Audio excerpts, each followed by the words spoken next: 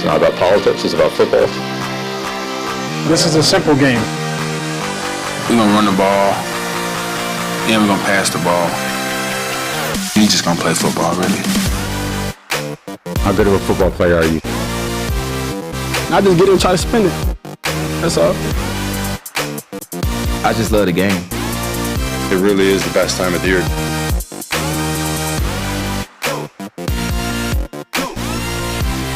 What's up, everybody? Welcome to Introduce Football. Trevor Sikkema here with Mike Renner, joining you guys on a wonderful Tuesday morning, fresh off a Monday Night Football game. The Mike, I'm not gonna lie, cost me a lot of money. Yeah, I know it did. That was not fun. I will say this: after kind of primetime games that were kind of average, this was fun. I think your mic is was my mic crushing eating your great. sweatshirt. Does it actually sound great? Tyler's throwing his hands up in the air. We even went over this before the show. a little how the sauce. We tested this. You might have to switch it. You might have to just. Is it working now? I think we got it now. Are we live? You see, you got your. Okay, good. You're a college-educated guy. That's we figured on it me. out. We figured it out. I got All this. right, so what's up, everybody? Who's hanging out with us in the chat? Thank you so much for joining us. We promise we're going to get the audio things figured out as Mike continues to mess with his sweatshirt. You can't wear that one next time. We're going to talk about Monday Night Football. We're going to talk about how Dog of the Week sweatshirt and why it lost me a lot of money. It's Dogs of the Week, as Mike just mentioned. So we want to hear from you guys. We want to get your Dogs of the Week as well. We're going to have Will Levis, Kentucky quarterback, potential #1 overall selection. I think he's going top 3. Joining the show at the end of the show. We're also going to have fun. We're going to introduce a new game called What's on the Screen. If anybody has watched Whose Line Is It Anyway in the chat, this is kind of our play off of a Whose Line Is It Anyway skit. I don't want to give too much away, but it's going to be a lot of fun. Make sure you guys stick around for that. It's in the middle of the show. Let's start by talking about a little bit about that Monday Night Football game. 33-14. Brother, I told you at the end of the show yesterday, all I needed was for the Patriots to beat the putrid Chicago Bears. And your boy was going to win a large lump sum of cold hard cash because of his survivor pool that I was in. And it couldn't even do that. Yeah. It couldn't do it. You still did win, though, right? We split the pot. Yeah, we split the pot. Still did win. I can't be that mad about it. But. Truthfully, for the Bears, that was the best thing that could have possibly happened for you if you're a Bears fan. Like, that was the most encouraging performance from Justin Fields this season, from Jaquan Brisker this season, from Kyler Gordon this season. Like, all the guys that you were hoping turn out looking good. Braxton Jones as well, his second highest graded game this season. Like, all the guys you're really hoping for all showed out. Could not have been a better Monday night for Chicago Bears fans. We open up this show with a little montage clip that Bill Belichick opens it up, says, it's not about politics, it's about football. Well, my guy, you're in a lot of politics right now, especially with your starting quarterback. Mac Jones, will he start, will he not start? Is he going to be the guy moving forward? Is he hurt, is he not? It's the weirdest quarterback game plan I may have ever seen last night, where they started Mac Jones, and Belichick told the leaders of the team, but he didn't tell the whole team what was going on. The plan, he said afterwards, was to play both quarterbacks. Look, I'll be fully transparent. Bill Belichick is going to forget more about football this morning than I will ever know. But not a great approach. Did not seem like a good approach all around, and maybe we should have paid more attention to all the respect that he gave Chicago last week in his 1,000-word answer when he talked about how good the Bears were. So it was like the worst game plan I've seen offensively and defensively from Bill Belichick in a long, long time. Yeah, what a roller coaster from Patriots fans. You go from, Mac Jones is back, Mac Jones is back, Mac Jones is benched, Bailey Zappe's here, Bailey Zappe's back, he's the savior. Bailey Zappi doesn't do shit the last 3 quarters of that game. Like, that was a wild ride for Patriots fans who are now kind of grasping at any semblance of hope, because you have 2, middlingly physically talented quarterbacks duking it out to where I don't think either one's really going to elevate this offense to the point of like a playoff offense, a Super Bowl offense. Well, certainly not that one. Yeah, certainly not the latter, the Super Bowl offense. But we'll talk about this game plenty. We'll get into some refresh timelines, some stats that matter. We'll talk about this a little bit more. Let's officially introduce the guys in the production suite, Quinn, Sav, Eli, and Stone, into the show. Guys, have we fixed Mike's audio issues? Are we all good to go on that front? Yep, you guys sound wonderful. Okay, well, I do. Yeah, it doesn't. I'm getting a little sick. I think my voice Getting a little raspy. Okay, we're gonna have to extend the space that we have here. Quinn, do we have a question of the day to kick us off here? With We the show? do, and that was actually a great segue because you guys were just talking about quarterbacks. Another quarterback who got benched, Matt Ryan. There are 4 quarterbacks that have graded lower than him this season. Who are they? All right, question of the day. 4 quarterbacks who have graded lower than Matt Ryan on the season. We'll get into the Matt Ryan news in a second, but off the top of your head, do you have 4 that stick out? I mean, Ryan's. It's hard to. Now, do they have to be like starting quarterbacks? It said multiple games. It says multiple games. All right, okay. I can read. Baker Mayfield. Yes. 1. Yes. Yeah. Gosh, after that, like who Is Mac in there? feel good about? Oh, Fields is in there. Yeah, Fields has to be 2. Even after last. Yeah, Fields has to be 2. He's still he threw some tough passes even last night. Wentz? Ooh, I don't know. I'm not super Who's, confident in sneaky Wentz. in there is Trevor Lawrence. He hasn't had a good year. I know Chad, he's get in on this great- too. We great want to hear low. your answers at the top of the show. Mayfield, Fields. I could see Mac Jones. I Joe could see Flacco? Zach Wilson. Oh, okay. I was going the opposite direction. Zach Wilson had the one game and has looked bad the last 2 weeks. I haven't checked his grades over the last 2 weeks, so I can't speak to that. I don't know. 4th. I think I Andy feel good about Dalton? those 3. No, Dalton's been Dalton's Has he been all right. grading well? Yeah, he's been all right. It's all right. I could see Pickett. Kenny Pickett. Then. Oh yeah. Last one? Pickett might Possibly. be up there too. Okay. All right. We got a good baseline. I think we got a good baseline of names. Yeah. Somebody said Flacco in the chat. Ooh, Yeah, I can see not an expert. Our chat champ. What's up? Said Russ. Yeah. Has Russ graded that poorly though? I'm not sure that poorly. Though. I don't know if it's that poorly. Zach Wilson, Mariota, got some Mayfield. We do have some Trevor Lawrence. Some people are saying Jimmy G. I don't think Jimmy G's graded that badly. Dak Prescott, he has Oh, you know what? technically I could see started 2 Cooper games. Rush after the last No outing. way. He was like fine, and then the last outing was an Yeah, abomination. but Matt Ryan's grade's been poop too. Yeah. Pickett, Russ. Sean says Baker, Fields, Russ, Pickett. Oh man, we got some Flacco guesses. Not an expert officially is saying Baker Mayfield, Joe Flacco, Russell Wilson, and he says Mac Jones, I'm guessing. Angelo is throwing Trevor Lawrence's name in there. Liam says Brady Rogers. I don't think.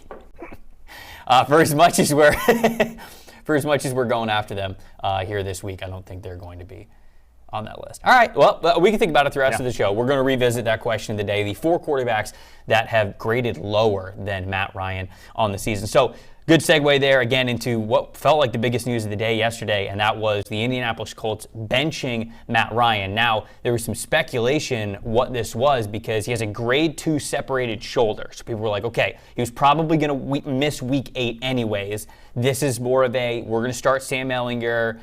It's Matt Ryan's banged up. But then Frank Reich came out and said Sam Ehlinger will not only start next week, but the plan is for him to start the rest of the season. Mike, what was your immediate reaction when you heard that? Well, my immediate reaction was I did call this about a week and a half ago. You look at him. On a bold Look at him. prediction. Look Obviously- at him. Obviously, that was my immediate The reaction. victory lap. And then the second one was, I'm not surprised. Look at that. Look at that. Come on. You know, like, The body is still warm and you're out here dancing. if it wasn't a guy you just traded a 3rd-round pick for and wasn't a former MVP, you wouldn't even be having this conversation, right? You know, if he had been, even if it was the Atlanta Falcons and he was the incumbent starter, like, for all this time, and he had been playing this poorly, like this level of bad, I think you would do it because the talent around, especially like the offensive line talent and how much they've backslided with the losses they've had there, he's not going to overcome it. There's just no meaningfully overcoming that lack of talent. You need someone back there who can at least be a little mobile, who can at least deal with this poor offensive line that Matt Ryan, throwing him out there, I'm more mobile than Matt Ryan is at this point in his career. He just wasn't able to handle that level of pressure.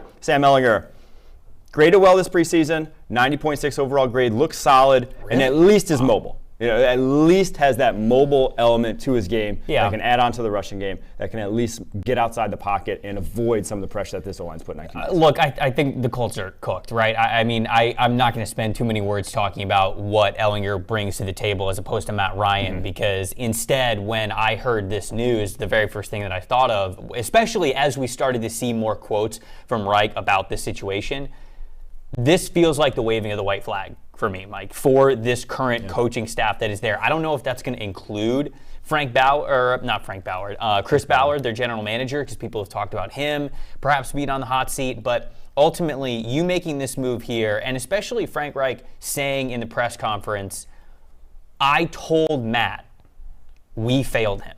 We failed Matt Ryan. When we brought him in, we told him we had one of the best offensive lines in the NFL. We had one of the best run games in the NFL. The wide receivers were getting healthy. The defense was coming along. This was our year to win the division and make our mark on the playoffs. They have not looked like that in any facet for a consistent period of time this year. So to me, I look at the Colts since Reich became their head coach. All right, first year they went 10-6, made the playoffs. Next year 7-9, okay. Next year after that 11-5, again made the playoffs. Last year they went 9-8. When you look at it, I guess just those raw numbers of how he's performed, it's not like this is a coach where you go, yeah, we got to get rid of this guy. This is a terrible head coach. But I think the fact that they still have not won the division yet, how last year ended where all they had to do was beat the Jags and make the playoffs and they couldn't do that, and then of course the disappointing season that has been this season when it was supposed to be their year. Yeah.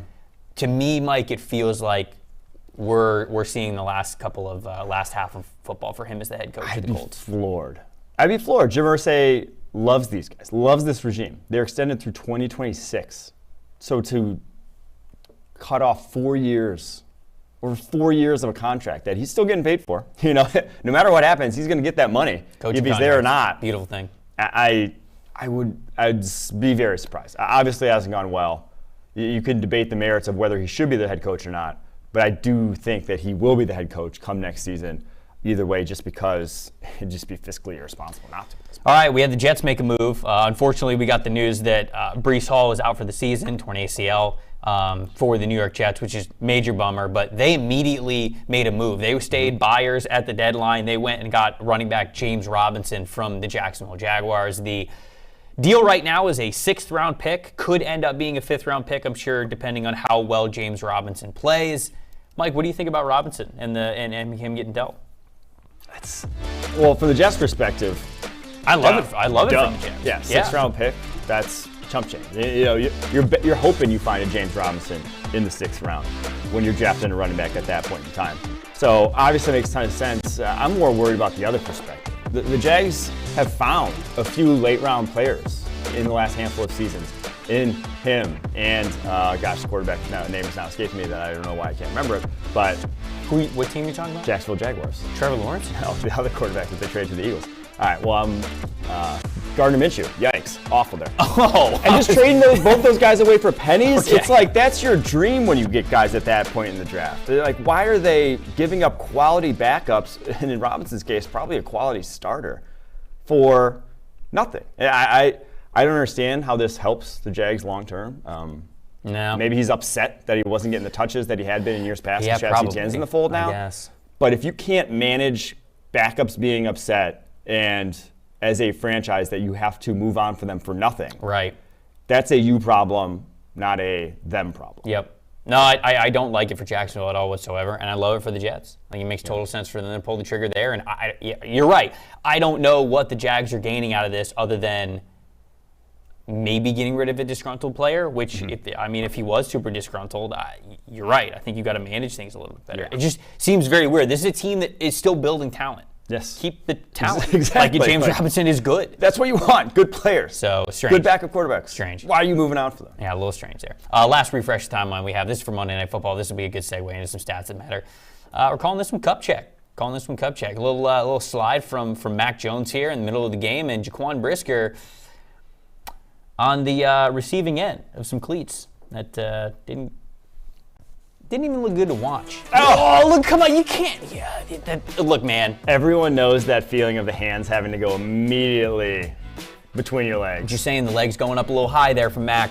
Oh, that legs going up a little high. Going up a little high. He knew what he was doing. He did, and I don't like it. Yeah. It. That's Mac Jones' MO though. That's been who he is, right? Like, he's the guy who's gonna give you a little up, kick going after. For the crotch. No. Yeah. That is right there. I mean, we call maybe that's why Belichick benched him, just like out of respect for Jaquan Brisker. I wouldn't actually. I mean, Belichick is the type of guy who would do something like that. Obviously, it wasn't really talked about because he threw a pick 2 plays later. And that was why people assumed. But that is a dirty play. And Belichick is not a guy who condones that kind of stuff. Remember, he benched, who did he bench for making the feet comments back in the day? It was Rex Ryan? No, it was about Rex Ryan. He benched him for the game. I don't remember this. He benched a player for talking about Rex Ryan's foot. Yeah, Wes Welker. It was Wes Welker. He benched Wes Welker for a full game for that. Like, he has a zero tolerance policy for things like that. Cheap shots, whether it's on or off the field, that's not a cheap shot off the field. But would not be surprised if that played a factor. Charles said flag him for targeting. Yeah, I mean, that was good. He targeted. What do you think was more egregious, that or the flop that he had in, like, what was that, week 1 or 2? Who, Brisker? No, Mac Jones. He had a really bad flop Mac on Jones the had a sideline. pretty egregious flop on the sideline that we called. I think we even talked about it on this very segment. This one's worse, in my opinion. You're actually targeting somebody No, else's this one is rivalry. worse. This one's way worse. This one's absolutely worse.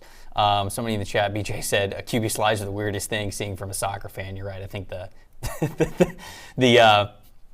the teaching's a little off. Nico said the studs were up, red card. That's a red card on it. Yeah, people are saying that Wes Welker was the guy who went after the feet comments. That's funny. Hey, look, that probably would have been a better reason to bench Mac Jones than what we heard Belichick say afterwards. So a little strange there. Let's talk about some stats that matter. Mike, when you looked at this Monday Night Football game, what are some stats that mattered, stats that you want to point out beyond the final score and beyond the box score there? Well, I have 2 stats that matter. Okay. And they're both the number 11. Oh. That's what matters. Okay. The first one is 11-11, make a way. 11 dropbacks. That's all Mac Jones got. And maybe it was the slide, maybe it was the egregious pick, maybe it was the fact that he didn't do shit in 2 drives. I think it was the slide.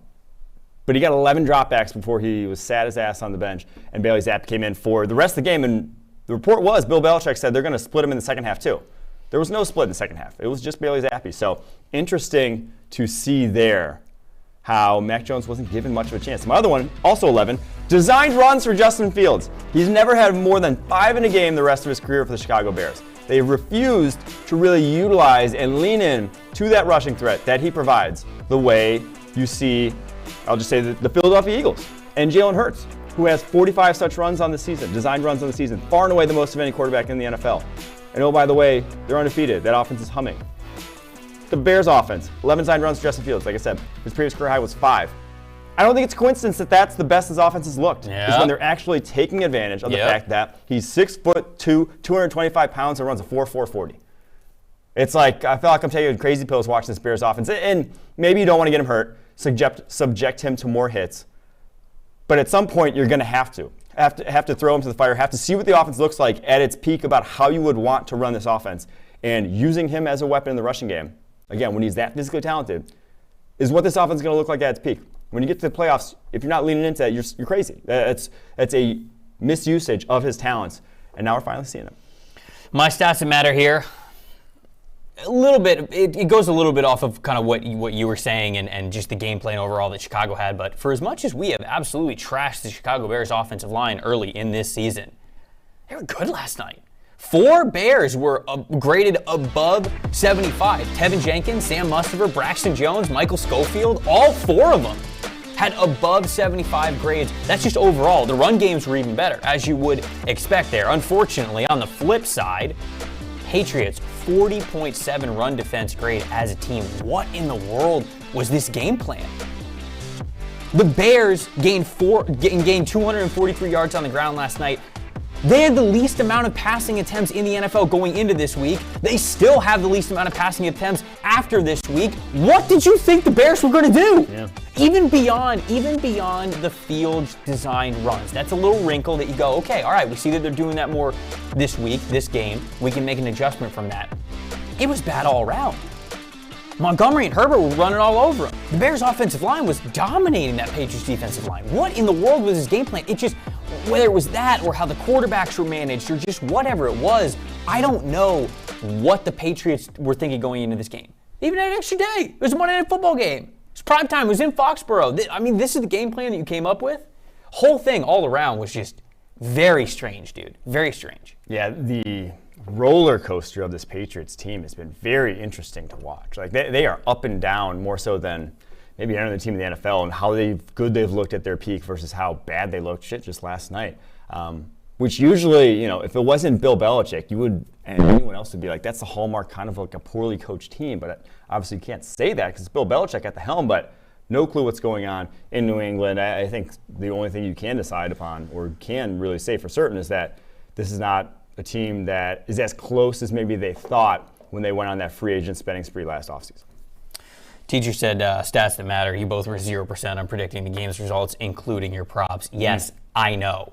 Hot. My wallet Stay is hot, kids. very aware. Okay, we're going to move on to the game that we teased at the beginning of the show. I know that it says on the little ticker there, breakup letters. Mike and I are actually writing breakup letters to our favorite teams, which is, I think it'll be a very fun segment on the show. But we're going to do that tomorrow. We're saving that one for tomorrow. We're going to go to what's on screen first. Mike, you are up first, so you can walk over to the green screen. We're going to play a little game here, and I won't explain it. I will let Quinn explain it because the guys in the production suite, they set all of this up. So Quinn, lay it out for the people. What are we doing here for this game? Yeah, so you said it was kind of like whose line is it anyway? That's a good comparison. It's also kind of like if you've ever seen Inglourious Bastards where they play the card game in the basement where they stick the card to their forehead and you got to try to guess what the card is. Similar sort of principle. So Mike is going to be standing in front of the green screen. It's going to be 2 rounds of 8. So Mike will go first, then you'll go. And you got to try to guess. So whoever's on the desk, Trev or Mike, will try to describe what the image is behind you, right? Whoever's on screen's not going to be able to see that. And you got to try to guess what that image is behind you. And how you win, whoever can do it quickest is going to be the winner. So whatever your total time is for all of these is going to be the winner. Stone is going to keep score. Now the catch is you can't use any proper nouns. Right? Yeah. So if I throw up a picture of Joe Burrow, okay, obviously don't say Joe Burrow, but you can't say Cincinnati, you can't say Ohio, okay, you can't say Zach Taylor. Okay. All right. You can't say like quarterback though? That's cool. You can say quarterback. I guess that's not a proper noun. I could probably say quarterback. I should know what a proper noun is, so yeah. I'm dumb. Yeah. Thank you. But you guys see what I'm saying. You guys see where I'm going with that. Yes. So I'm describing it, and Mike's got to try to guess it. So technically, Correct. I could sabotage Mike's points, but you could. I won't do that. You could, but this much like trivia, we're playing the honor system here. First off, how dare you? So playing for the love of the game. Yeah. Playing for the love of the game. Let's try not to do that. You can skip, but that will add 15 seconds to your time, so it behooves you to not skip. Okay. No skips, just like Taylor Swift's new album. Wow. Nice. Nice drop. Yeah. You also get, if you do say a proper noun, if you violate one of the rules, we'll add 5 seconds. I'll call you out on that. Last rule, the 8th slide, the 8th image, you can only use 2 words to guess. So again, if I throw up a picture of Joe Burrow, you can only say, like, most valuable. Yeah.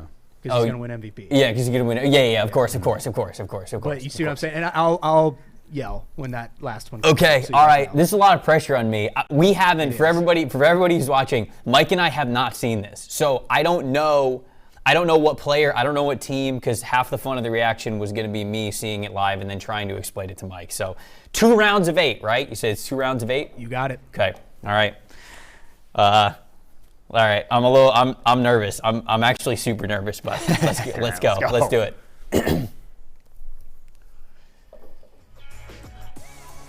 Wait, okay, move to the left. You gotta move to the left because you're in the middle. Because you're right in the middle. Oh, I'm in it. Yeah. Okay, all right. Defensive Rookie of the Year candidate. Tariq Woolen. Yep. All right, got it. All right, you got it. One of the best deep threat receivers in the NFL. Tyreek Hill. No. Jalen Waddle. Nope. Just think vertical. Who's caught some of the big, the deepest passes? Nope. 98-yard pass earlier this year. Plays for one of the best teams in the NFL. Our number 1 power ranking. Stephon Diggs. No. Gabe Davis. Yes, Gabe Davis. Okay, this is one of the coach who is a first-year head coach. Extremely disappointing. Nathaniel Hackett. Yep. Got it. Oh man, this is linebacker for. Missed a lot of tackles, over pursues a lot of tackles. Devin White. Yep. Bang. First time.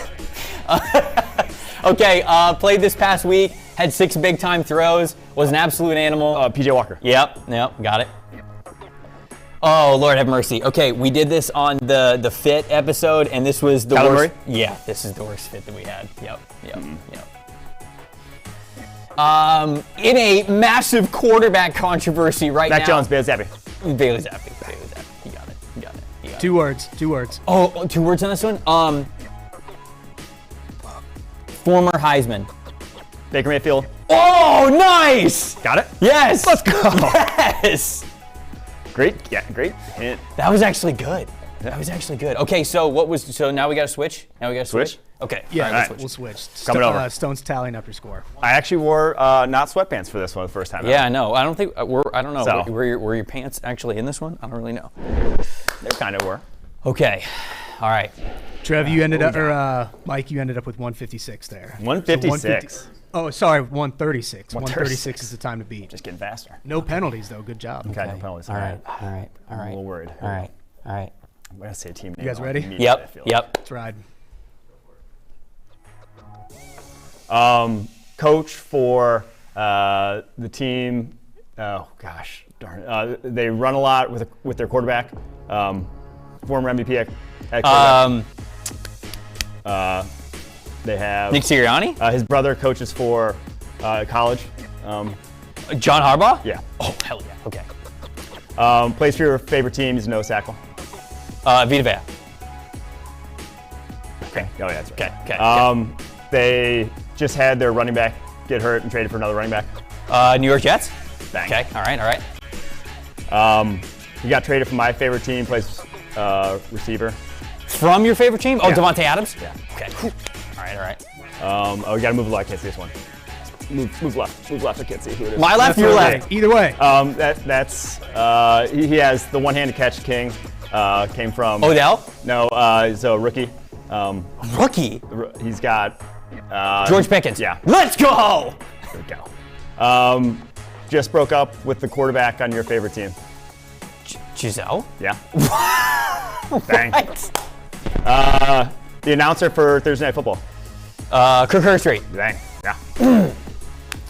2 words. 2 words. 2 words. 2 words. Oh, Fast Batman. Oh, That's it. Quez Watkins? Yeah. +5. It's Quez?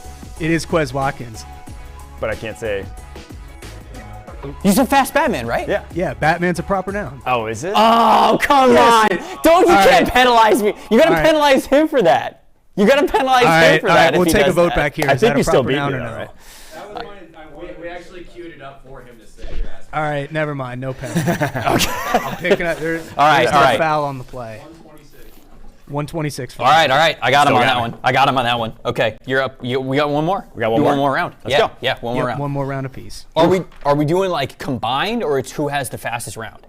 Combined. Yeah, come on. All right. Fastest combined scores. Okay, all right. Pass, Batman. That was actually good. I appreciate that. gotta No, move that was a good. Yeah, penalize Mike. Hashtag penalize Mike. First See one, I everybody in the thought I was chat. going to be god awful at it. John Harbaugh comes on the screen, and I had nothing come to mind about how to describe him. Okay, all That right. was atrocity. All right, let's do it. You guys Let's do it. ready? Yep. Let's go. Yep. Okay, quarterback. Where's camo suit? Carson Wentz. Yep. Bang. The best pass rusher in the upcoming NFL draft. That's Will Anderson. Yeah, there you go. There you go. Yes. This is the Kyle Pitts meme where he does. Graham in the cage. Yeah. Like Graham in the cage. You say Kyle Pitts +5. Kyle Pitts. Oh, he said Kyle Pitts. Sorry. Okay, so this is a coach for a team performing incredibly well. They're 6-1 on the Sirianni. season. No. Sean McDermott. No, Doug no. McDermott. Brian Dable. Yes, there you go. This is a league owner that all the other owners are trying Dan Snyder. There he is. There it is. Okay. This player was just traded to the Jets, I believe. You have to. James Robinson. Okay. +5. yeah. I can't say Jets, yeah. Oh, I can't say Jets. Shoot. Okay, sorry. All right, that's on me. Can you move to the left? All right, this is one of the best young pass rushers in the NFL. Plays multiple positions. Is a Mike Parsons. Yeah, there you go. 2 words. Penguin celebration. Pittsburgh? No. Penguin celebration. Come on. Oh, Jalen Waddle. Thank you. Oh, oof. That was a good one. Good, yeah, that was. That was a good one. All right, there we go. Yeah, 136. Talk to me a second. 132 for Mike. Okay. good shit. All right. Somebody said I dressed like a middle schooler today. I'm wearing a shirt and jeans. What do you want me to? What do you want me to wear? Like a tux for the next game? How do I? By the way, Mike, your mic moved again. Oh, was I? No. myself? This is like at the beginning of the segment, and it sounded like you ripped one hard, and the whole chat actually mic did thinks not that you move, ripped Trev. one. I don't know what to tell you. Okay, all right. Well, maybe you did rip one, and it just wasn't. God, I am sweating. If I raise my arms too far, you guys are going to see absolute pit stains because I'm getting in the mix. I'm sweating Let's do so it. hard. All right, let's do it. All right, let's go. Biting kneecap. Biting kneecap. Oh shoot, who was this? Coach biting kneecap. Dan Campbell. Yeah. Dan Campbell. Oh my gosh. Mr. Unlimited. Russell Wilson. Quarterback for your favorite college team. Anthony Richardson. Yep. The team down south that they're the worst team in the NFL. Carolina Panthers. No, keep going. The New Orleans Saints. No. They tied a game this year. Oh, Houston Texans. Yep. Okay. Just played last night in Monday Night Football. Quarterback. Mac Jones. Bailey Zappi. Justin Fields. There you go. Who's the third one? Cool. Backup for my favorite team at quarterback. Jordan Love. They tore these down. Goalpost. Yeah. 2 words. MILF Slayer. Zach Wilson, baby. Zach Wilson, baby. There we go. Let's go. 110 for Trev. Let's go. Good shit. There we go. Oh. There we go. We're tallying up the scores here. Hold on. I am physically sweating. I am absolutely sweating. Trev, Yes. 236 was your final time. Okay. You won. Let's go. Dub. It's a dub, folks. It's an absolute dub. I like that segment. That was a fun segment. That was good. I was extremely nervous. I knew I would be. That was good. I thought we did decently well on the two word ones. Yeah. I thought that those are pretty good. If I you thought couldn't that tell, was we gonna tried be, to queue up certain words. Yeah, on those. sure. Did you think that I was going to say something like penguin something with Waddle? Is that what you thought? Okay. Yeah. Okay. Which the fast Batman is the one that they tried to get you to say. That's why. I didn't even repealed want the to say penalty, it. even though Batman is a proper noun. Yeah. It's capitalized. Patrick says I'm dressed like a dad who's jazzed to head to Costco. First of all, We went to Costco yesterday. we went to Costco yesterday. I don't have to be a dad to be jazzed about major savings. Your boy got some ribeye cap steaks I'm going to make later tonight. You know, If so you go to Patrick- Costco and aren't jazzed, I question you. Patrick's not invited anymore. For Priorities. that, so, BJ says fit of the week, Trevor Sikkema. Thank you. I appreciate it. Still better than Kyler's. I appreciate that. Okay. That was a lot of fun. Hopefully you guys enjoyed that. I know that was a little outside of the box here. All right, let's get to Dogs of the Week. Everybody's favorite segment on the show, Dogs of the Week, baby. Who we recognizing this week, Mike? Wait. Dog. He gets after it. He's a dog. Dog. He scored 5 touchdowns. Dog. He's a dog. He's a dog. He is a dog. Absolutely. Dog of the Week, baby. Who we got? Who's your first one? First one, we're going with Raiders running back Josh Jacobs. Wow, on a PFF show? On a PFF show. Wow. The highest graded running back of week 7, but it wasn't just week 7. He's had 3 straight 100-yard games now. 143 yards this past week on 20 carries, 3 touchdowns. There were people thinking he was getting traded in the preseason. He played in that Hall of Fame game, and the fantasy world lost their effing mind. They didn't pick up his 5th-year option. He's making them. Dude, he played in the Hall of Fame game. Yeah, he's making them see. He's making them regret that, possibly. I don't know. Probably not. 5th-year options for running backs you probably never really want to pick up, but because you didn't want to draft in the first round in the first place. But he looks damn good so far with last 3 weeks with this offensive line. That's not, they're throwing out there Munford at right tackle. So I said this yesterday, man. This was the identity that the Raiders want to play with. Yes. They want to lean on Josh Jacobs. They want him to be their identity. They want 20 carries. They want over 100 yards. They want to be able to control the game that way. Yes, everybody's going to talk about Derek Carr. Everybody's going to talk about Devontae Adams. But this is clearly what the Raiders want to do. And so they fed him the ball a lot this week, and he absolutely delivered for him. Love the Josh Jacobs shout out. I know we got a handful of people in the chat who are already saying that Josh Jacobs absolutely deserving of a Dog of the Week label.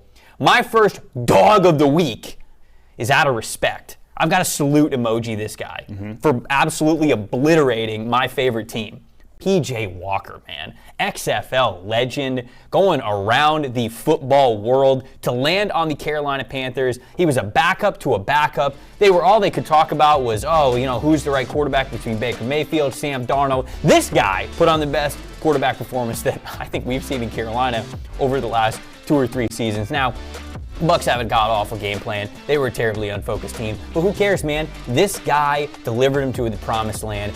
Big-time win for a team that we weren't sure how many more wins they were going to get this season. Look at that, 94.0 passing grade. First in the NFL. He had a better passing grade than Joe Burrow did. Now, he wasn't asked to pass it as much, but still, incredibly high grade. 6 big-time throws versus the Bucs. Mike, he had 4 big-time throws total in his entire career in the NFL before Sunday. Gets more than that total, gets 6. I mean, it was a fantastic performance.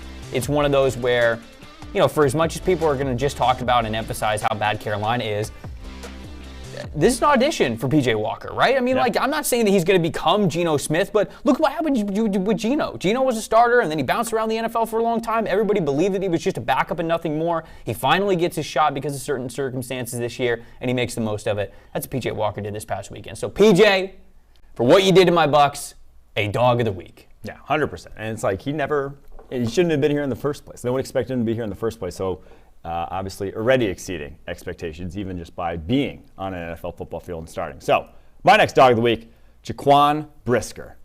Nice. Bears rookie safety. Nice. I can't think of a more dog mentality than getting neutered and then 2 plays later making an interception. That's what dogs do. And this was 2 plays after he took the shot to the nuts from Mac Jones. The little one-handed tip pick, game-changing, game tone-setting sort of play. Not really game-changing because Patriots Tech scored the next 2 touchdowns there, but a tone-setter. That was set the tone for the rest of the game for the Chicago Bears there. He said neutered. I kind of did. How long did you stay up last night thinking about that? That one, line? it just actually, as soon as I saw that series, I'm like, dog. I'd put him in there immediately. I mean, he is, man. I mean, he's out here, an absolute Dog of the Week. Chandler shouting out Jamar Chase for his performance this past weekend. Martinez says Jalen Phillips, 7 pressures, a sack and a half, played his heart out for the Dolphins. Love it. Quell giving Joe Burrow the shout out. You absolutely have to. Safety 30 gave us his 3. Kenny Walker, Jaquan Brisker, Sauce Garner.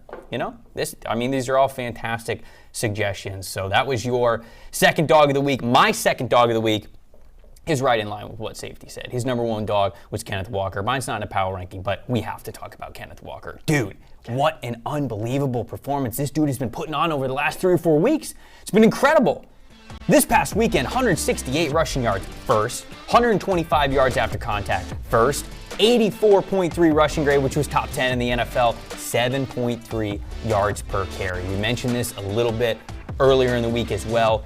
The Raiders want to run their offense through their running back. So do the Seahawks. For as much as Geno Smith gets a lot of the praise, and deservingly so, this dude is helping them get to where they want to go, to string those wins together. I was worried about what was going to happen with Kenneth being a rookie when Rashad Penny went down with how well he was rushing, and he's picked up right where he has left off, and I would say even more so. You pointed out Rashad Penny as a Dog of the Week earlier in the season. Mm-hmm. And for Kenneth Walker to now be a Dog of the Week just shows you how well that offense is running, exactly what they want to do. Kenneth Walker, huge Dog of the Week honors. Yeah, well, he's already been. He was last week, too, I believe. Do you have him? Yeah. My number 1, and I guess my last Dog of the Week, though, here. Joe Burrow, Cincinnati Bengals quarterback. Damn the right. Stat line. 34 of 42, 481 yards, 3 touchdowns, added 3 more rushes for 20 yards, and a tutty on the ground. 3 BTTs, 0 TWPs. What would be like a career day for a lot, if not most quarterbacks in the NFL, almost every quarterback in the NFL. Joe Burrow's done like 4 times now in his career stat line like that. When that offense is humming, it's as fun to watch as any in the NFL, and Joe Burrow just seems to make it look commonplace. Dude, and that's why He's a dog. Incredible, man. I mean, like we talked plenty about it last week, on yesterday's show. This dude and the way that this offense is going could beat anybody. They can go toe-to-toe. Yes. That's why we both had them as number 4 right on that line with the Eagles for that second best tier in the NFL because, and you even made the really great point on Monday's show, the Bengals are one of those teams who maybe not consistently they're right there. They have the ability to score enough points to go up against a Chiefs team, against a Bills team to maybe sneak out a win if that were to ever be the case. So fantastic performance there from Joe Burrow. My last dog of the week, Jeff Okudah, man. Jeff Okudah this past week, now obviously not a great game from the Lions, but I had to shout out Okudah. Okudah was a guy that we were talking about a lot going into the year on some early shows. Hey, what's he going to be coming off of that injury? How confident he's going to play? I think he's coming around to looking like that full-time corner. And this past week, it was tackling. It was being physical. This was the embodiment of what it means to be a dog of the week. 90.1 run defense grade, had 6 solo stops, 15 tackles, and Mike, this outside corner had 17 snaps as a box defender. They were moving him all around, and the reason why they were able to do that is because he is playing with fearlessness. That is truly, when we talk about dogs of the week, it's not just about the stats, it's not just about those performances, it's about that mentality. We've talked about guys ripping interceptions away or ripping catches away from the defender, whatever it is. What Jeff Okudah was doing this past weekend, that is a dog of the week. Had to give him a shout out there. Yeah, Jeff Okudah, one of the underrated things from him coming back to draft time was that he's a big-ass corner. I mean, he has a 6'6" wingspan for, 6'1", 6'2" corner. That's he can be a versatile guy more so than just your pure outside press corner. All right, let's take a look at the chat. Let's see. Ooh, the way Zeke ran in the red zone from Quell saying that is a dog of the week. Walt saying Burrow's the real deal. Burrow stats absolutely nuts. Teacher said 2 best tight ends in football showing it this past weekend, Travis Kelce and George Kittle on tight end day. On tight end day. You love to see that. Not an expert, our chat champ for the day said Hutchinson. Hutch looked good. Looked good. Hutch did look sacks, good. Some real wins, some of his best reps this season. And the big thing with Hutch, we didn't really talk about it much, but he was a, base, hand in the dirt, over the tight end, strong side defensive end for them prior to the bye. This week, he was the open side, hand up, 2-point stance rusher, back to what he did last year at Michigan, that he said he preferred in the pre-draft process, preferred being able to see everything before the snap, head on a swivel, being able to work his moves out of a 2-point stance, and I think you saw him more comfortable, making far more plays than we ever did prior, and hopefully they keep letting him work like that.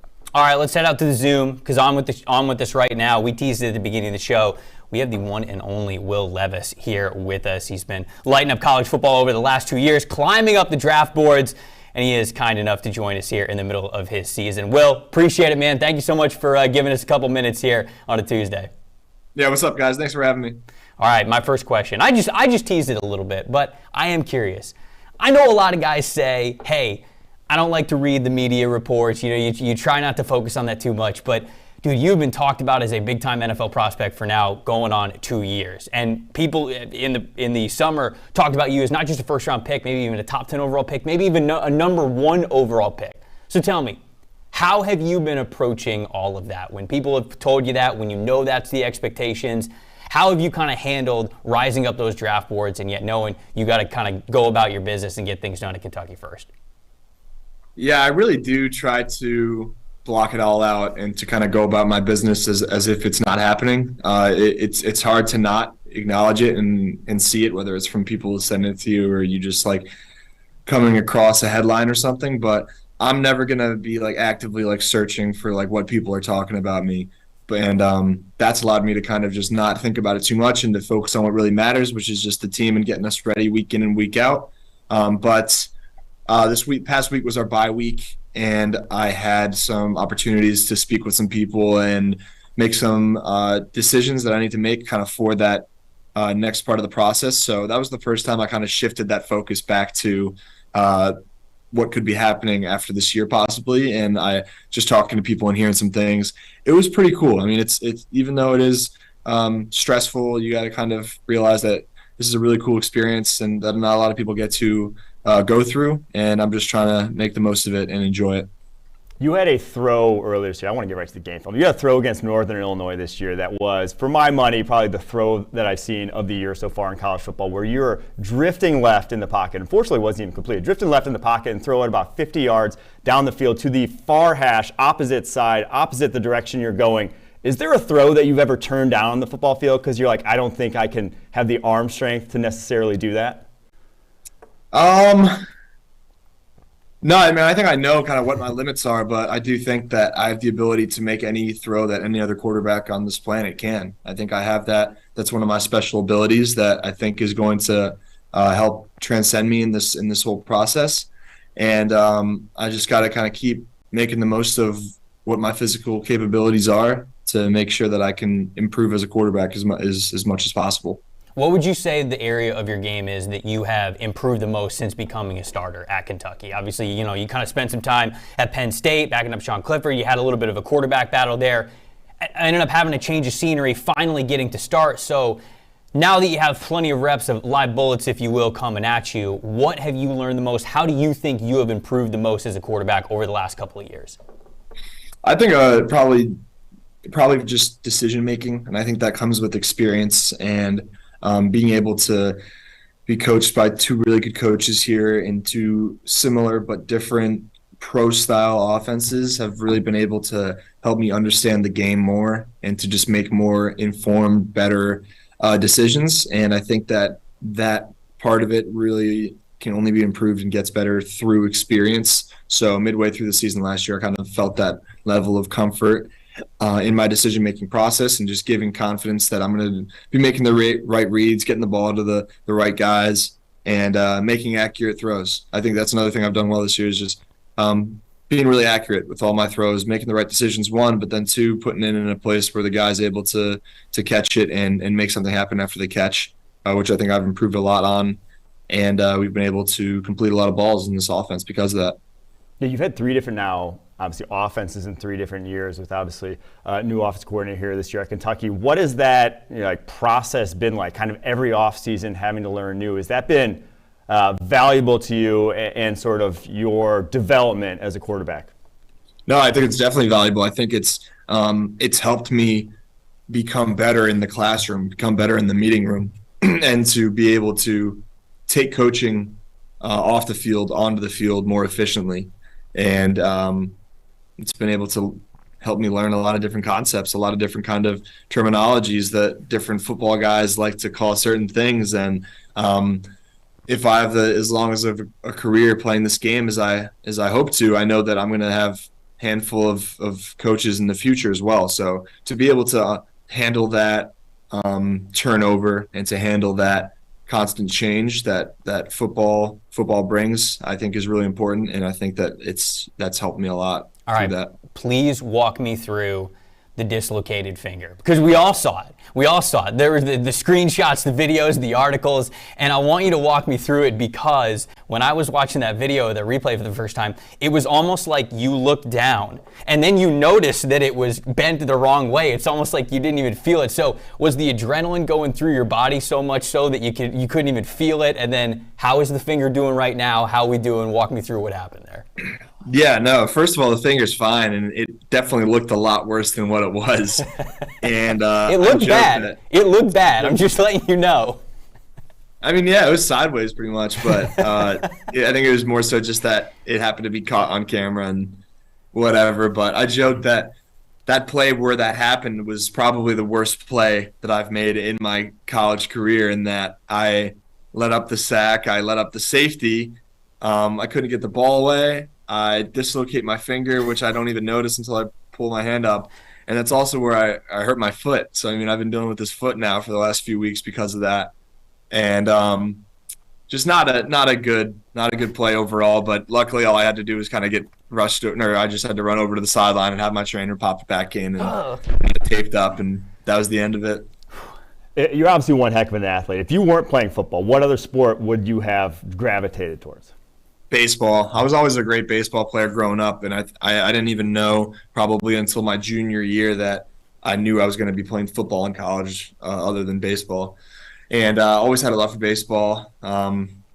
Big baseball fan, pitcher? love watching baseball. I'm a Red Sox fan, so it was excellent to watch the Yankees go down. I get as much joy watching them lose as I do my guys winning. But yeah, I take some batting practice from time to time. I've been over to take BP with the Kentucky baseball team once, so that was fun. It's good to know that I still got the pop to get the ball out of the ballpark, which is important. I would hope so.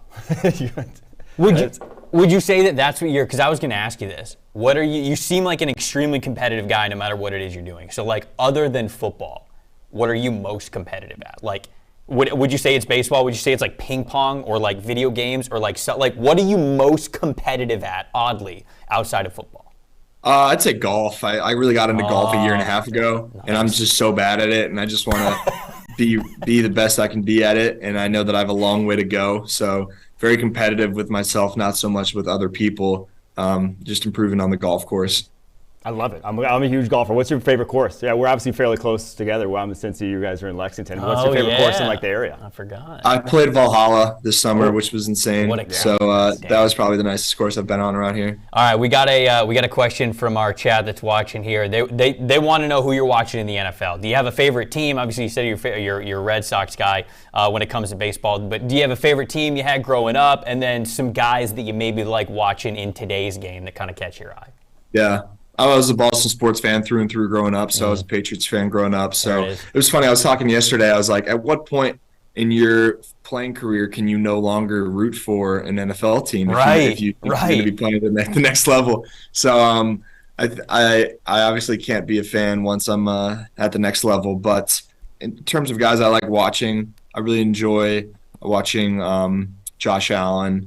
I think that his game is pretty similar to mine, and he does a lot of things at a level that no other quarterback I think in the world really can do.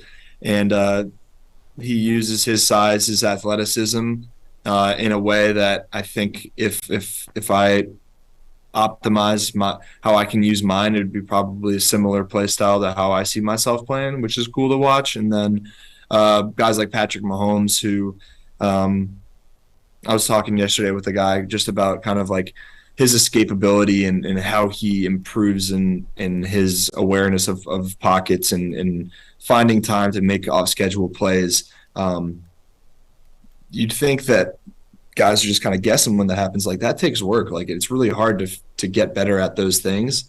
And I was just picking someone's brain about kind of how they think that he and other guys have improved in that way. And he's magical. I mean, what did Kelsey call him the other week? The Houdini or something. It's a different nickname every single week, just for what that guy does and how good he is. You got one more? I got one more for the chat. I do have one more. I like to ask every quarterback this. What's the farthest you've ever thrown a football? Ooh, there we go. 80 yards. 80 yards? Yeah, that's what I'm saying. I think I got pretty strong arm. I think given the right conditions with an NFL ball, I don't know, 75, 80 yards for sure. See, the last question that I had was a question from the chat where somebody just was saying, hey, you're going to be in these rooms as a potential top 5 overall pick in the draft. And so when a team kind of gets to you and they're like, hey, what can you do for us? What do you think your biggest strength is that you could put your best foot forward that you would sell to an NFL team to be a guy who could be picked that high?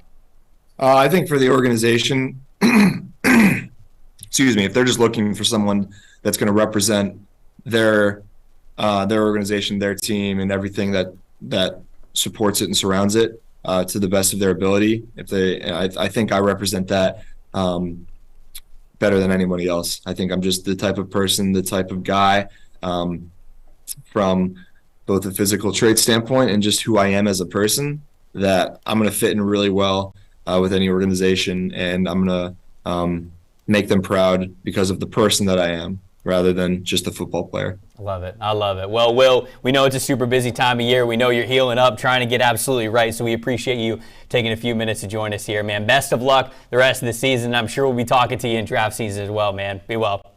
Thank you so much. All right. There we go. That's your boy. 80 yards. That's your boy. I can't get over the 80 yards. 80 yards is a bomb of a throw. And I do like that he brought up Josh Allen, because you're going to hear that name come up with him every single week this spring. Because from a tools perspective, I have not seen someone closer and like aesthetically as close to.